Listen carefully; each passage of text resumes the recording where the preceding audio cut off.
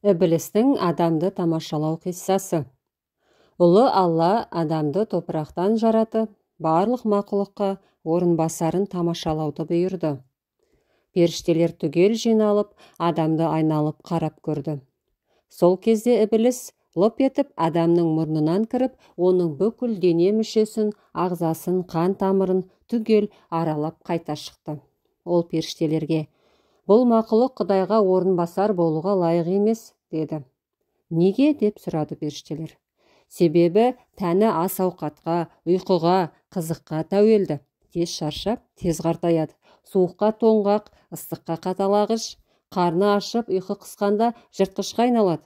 Одан бөлек көңілі атақ даңққа, мансап билікке тез мас болады екен.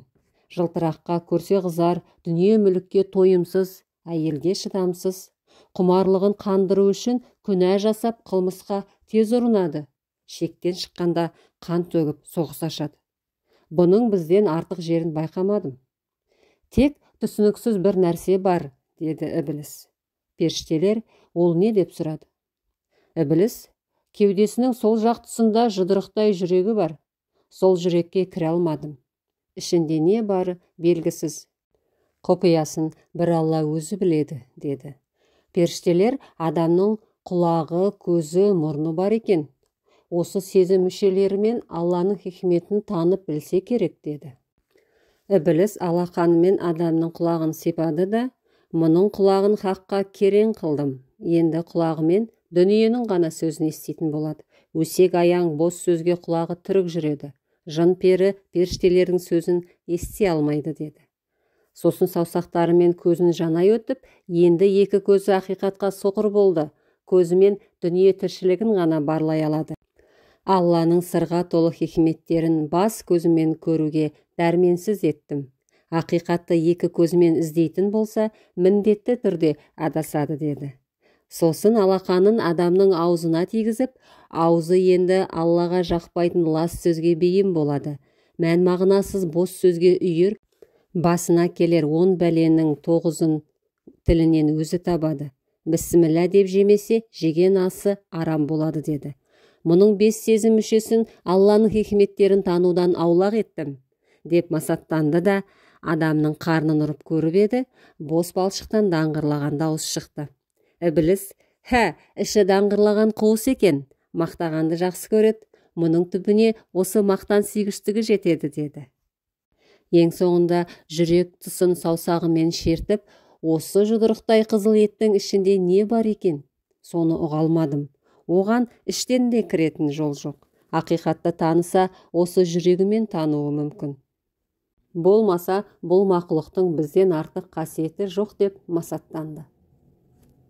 Осыдан соң бүкіл періштелер Аллаға арыз айта, жалына: «Я Алла, сен адамды жаратпа, жер жүзіне таратпа. Бұл ертең тән қалауы үшін күнә жасап қылмысқа ұрынады, соғыс ашып, қан төгеді. Зорлық, зомбылық, қиянат, қорлық адамға тән».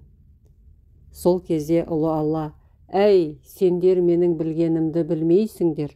Оны қандай хикметпен жаратқанымды ұлы жаратушы өзім ғана білемін», деді. «Сендер білгіш болсаңдар, мына заттардың сырын, табиғатын түсіндіріп беріңдер», деді де ғайыптан бір әлем шығарды. Бұрын соңды білмейтін беймәлім әлемді көргенде періштелер ауыздарына құм құйылып тосылып қалды. Сол кезде Құдай тағала адамның тәніне өзінен рух деген затты үрлеп, жүрек көзін ашты. «Қане орынбасарым, мына заттардың атын атап, түсін түсте, ғылымыңды паш ет», деп әмір берді. Жүрек көзі ашылған адам іркілместен табиғаттың бүкіл ғылымын жайып салды. Періштелер адамның ғылымына қайран қалды. Сонда Құдай: «Енді менің орынбасарыма сәжде жасап, оған құрмет көрсетіңдер», деді. Ілім білім сайысында жеңіліп пұшайман болған періштелер жапа-тармағай сәждеге бас қойды. Адамнан мін іздеп, Алланың шеберлігіне шек келтірген Ібліс қана іркіліп қалды. Адамның артықтығын мойындауға тәкаппарлығы жібермей, менмендігін жеңе алмай, сол күйінде мелшиіп тұрып қалды.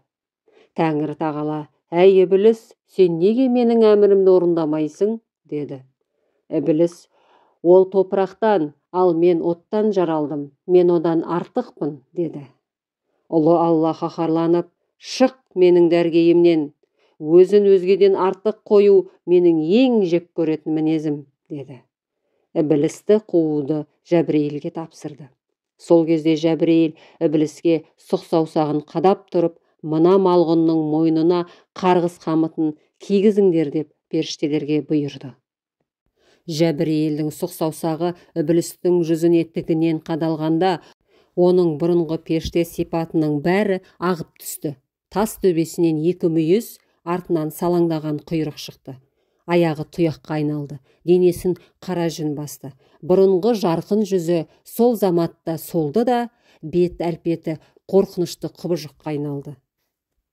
Періштелер оны тырп еткізбей ұстады да, мойнына қарғыс қамытын қинап кигізді. Осыдан бастап сұқ саусақты адамға қарата шошайтуға болмайды деген тыйым қалды. Куә болып қарап тұрған періштелер шүкіршілік етіп, екінші рет сәждеге бас қойды. Намазда екі бас сәжде жасау осы періштелердің сүннетінен екен. Қарғыс қамытын киген соң періштелер Ібілісті теңіздің суына тұншықтырды. Ол шыңғырып, қасарысып бақты. Малғұнның денесі тигендіктен теңіздің суы ішуге жарамсыз ащы суға айналды. Ібіліс судан шыққан соң ызаланып, адаммен өштесті. Ол: «Адамның кесірінен қарғысқа ұшырадым, қиямет қайымға дейін оның ұрпағымен жауласам. Саған шын берілген таза жүрек, момын құлдарыңды азғыруға әлім келмес, бірақ дүние менікі деп ойлайтын ғапылдардың біреуін қалдырмаймын. Бәрінің бағын байлап, бақытын қайтарам» деді.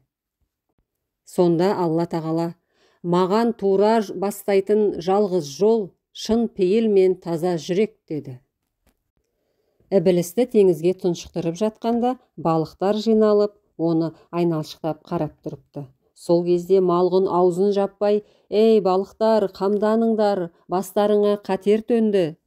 Мына құдайларың адамды жаратты, ол ертең жерге түседі. Оның асқазаны айуан атаулының қабірі, қомағай қарны тойдым демейді. Көріңдер де тұрыңдар, ол ақылымен өзен, көл, теңіз, мұхитқа ау салып, қармақ тастап сендерді аулайды, ілінгендеріңді аямайды, шек қарындарыңды ақтарып, етіңді қорек қылады. Олар ас-ауқатқа таласып, керек болса өз-өздерін де аямай қанға бұлғайды» деп адамды ғайбаттап жатты.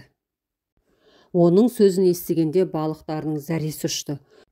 Малғұн Ібілістің сайқалдығы осы арада тағы да анық байқалды. Ол балықтарға адамның нәпсі қуатынан шығатын ашқарақты қасиеті жайында ғана айтты. Бірақ оның махаббат майданында неше түрлі миға сыймайтын ерлік істер істеуге қабілетті, құдіретті рухы туралы ләм-мим деп ауыз ашпады. Қала берді кешегі білім сайысында өзінің жеңілуіне себеп болған адамның хикметті кеудесіндегі жүрек көзі туралы жақ ашпады. Ал балықтар болса адам туралы анық ақпаратты ұлы Алладан сұрамастан басқаларға тарата бастады. Істің анық қанығын өзінен сұрамастан өсек таратқаны үшін Хақ тағала қаһарланып, барлық балықтардың тілін суырып алды. Содан бастап балық атаулы сөйлей алатын қасиетінен айырылыпты деседі.